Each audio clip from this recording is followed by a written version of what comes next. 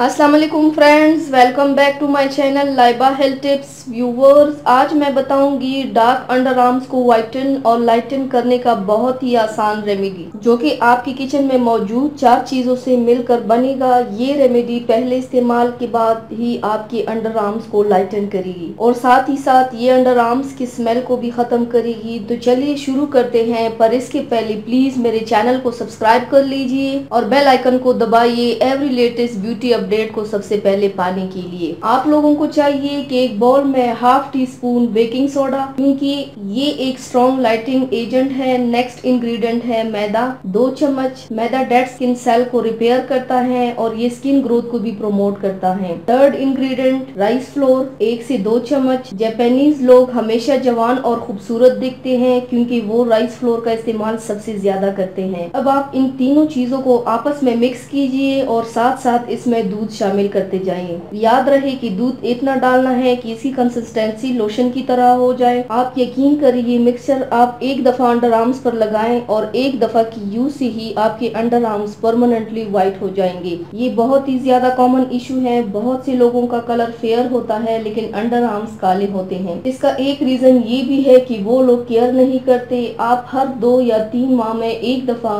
इस रेमेडी को जरूर इस्तेमाल करें। आपके अंडर आर्म्स परमानेंटली फेयर हो जाएंगे। इसकी कंसिस्टेंसी लोशन जैसी थिक बन जाएगी। अब आप थोड़ी सी क्रीम लेके अंडर आर्म्स पे लगाएं। याद रहे अच्छे से अप्लाई करना है सारी क्रीम जो आपने बनाई है और आपने हर दफा न्यू क्रीम बनाना है। अब इसे अप्लाई करके 2 से 3 मिनट तक स्क्रब करें, लेकिन याद रहे स्क्रब बहुत ही हल्के हाथों से करना है क्योंकि अंडर आर्म्स की स्किन बहुत सेंसिटिव होती है। जब क्रीम अच्छे से लग जाए तो इसे ड्राई होने दीजिए। पूरे 30 मिनट ड्राई होने में लगेंगे। जब ये बिल्कुल ड्राई हो जाए तो फिर ठंडे पानी से धो लीजिए। रिजल्ट आपके सामने होगा। फर्स्ट इस्तेमाल के बाद ही आपके अंडर आर्म्स परमानेंटली व्हाइटन हो जाएंगे, वो भी घर पर ही इंशाल्लाह। तो व्यूवर्स, ये थी मेरी आज की वीडियो। उम्मीद करती हूँ आप सबको पसंद आई होगी।